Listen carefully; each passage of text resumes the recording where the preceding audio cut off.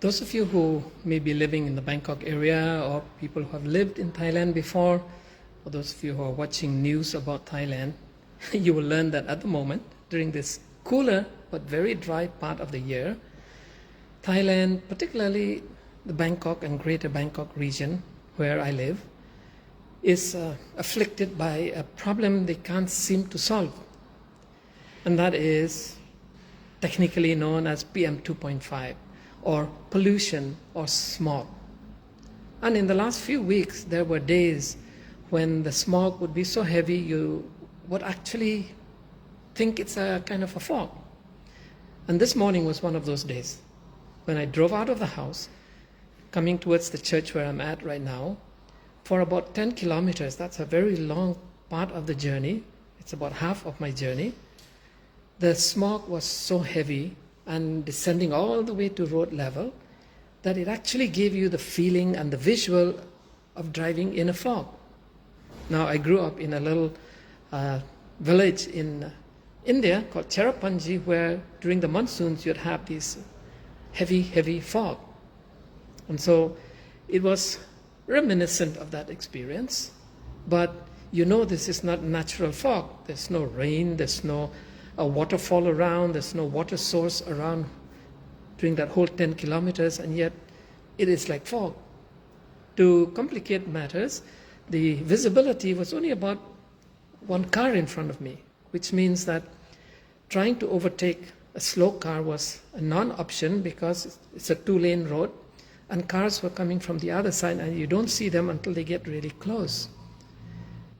To compound the situation even further, many of the drivers, I'd say like half of the drivers, don't bother to turn on their headlights or fog lamps or anything like that.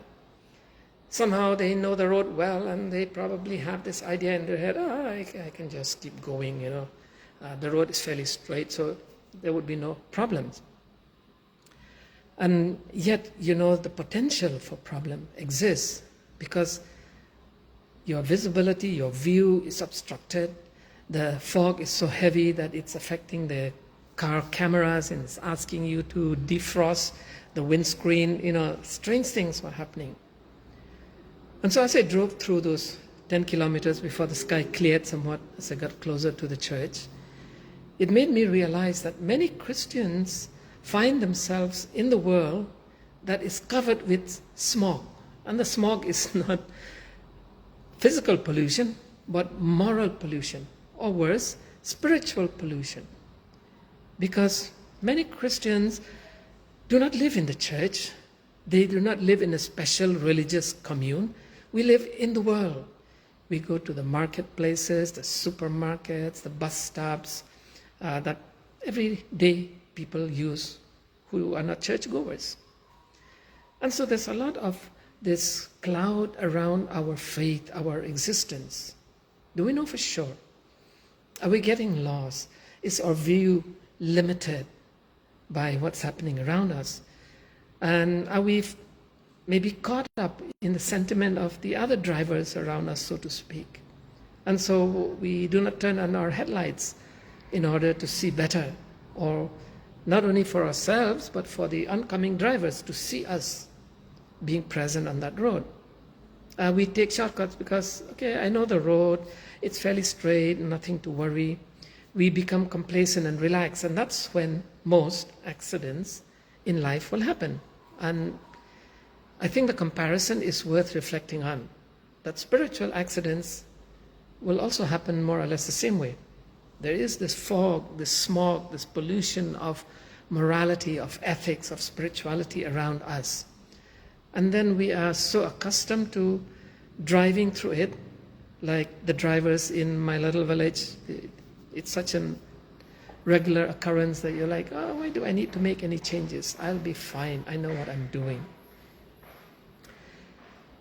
You ever wondered why Jesus said about himself to his disciples, I am the light of the world, John chapter 8, verse 12? Because I think this is part of what he is talking about. In fact, it's corroborated by the prologue of the Gospel of John, where it says that the Word came into the world, that he was to be the light of the world, but that the world preferred the darkness.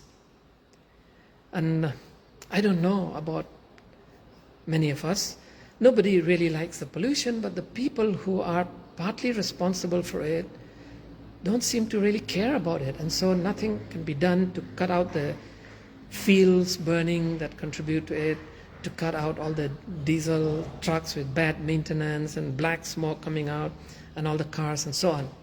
Now, one solution that everybody is proposing, since a lot of pollution is based on burning fossil fuel, so it's cars, all right, let's everyone go towards electric vehicle, never realizing that the long-term pollution of electric vehicles via the heavy metals in their batteries, the higher rate of tire and brake deterioration still contribute, and then eventually an electric vehicle has almost no value once its battery runs out of life, and replacing that battery is no use. You might as well buy a new one.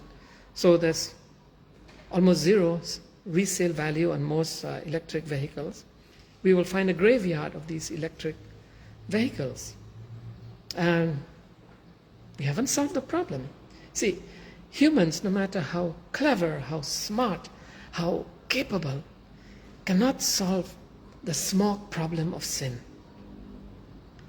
Just like the government of Bangkok is having a difficult time to try and solve this problem. There are days when many provinces, or the majority of provinces, also suffer from the phenomenon, but it's most acute in Bangkok and the greater Bangkok region. And so despite our technology, despite our science, despite everything we understand about what's causing the smog, we still can do very little to prevent it. And every year it's a recurrence. It's gotten worse this year than any other year I've seen, and I assume next year will be even worse, and this will keep happening unless something radical is done. See, the plan of redemption is a radical plan. The world prefers to live in darkness. It's almost like saying drivers love driving through that smog. But the light of the world has to come and completely tear apart the curtain of darkness. A radical option. Only when that happens, then it is possible for the fog of sin, the smog of sin, to be removed. And we know this is a process that God is working on. And the promise of the Bible is that ultimately all sin will be gone, and we will be able to breathe fresh air. Now, those of us who go out for exercise outside the house during this particular period, it's a bit of a headache. I've gone out to exercise or to walk, and there's so much smog, it looks like I'm going to walk into a fog. We're having to wear masks just to try and prevent too much of that pollution getting into your body system. So even when we're trying to do the right things, it is still there, it is still having an effect on us. See, that's what darkness does, that's what pollution does, and that's what sin does. And people who ask, why doesn't God snap his fingers and resolve this problem of sin? Well, they fail to realize that's a complex process. He has to deal with things in a different way. Plus, he has to deal with each individual, because every individual has a different response to the whole situation. And so, it is not enough for Christ to be the light of the world.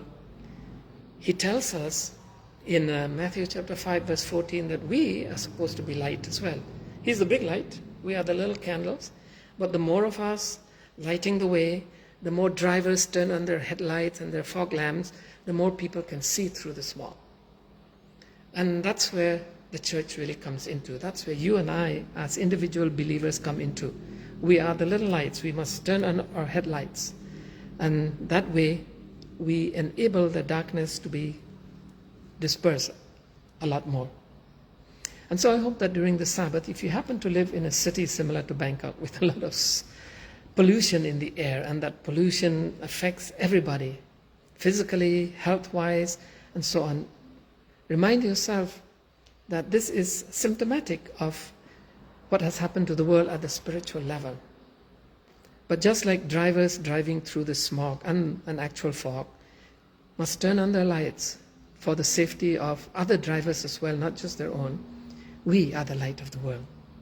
And so Jesus in that same text says, a light is meaningless if you take it, put it under a basket or under the bed. A light has to be out in the open. It's kind of like having headlamps on your car, but then you put a black paper on them because you don't like the light. And so people cannot see you. So there is smog, but you can be the light in that darkness. Have a good Sabbath. God bless you.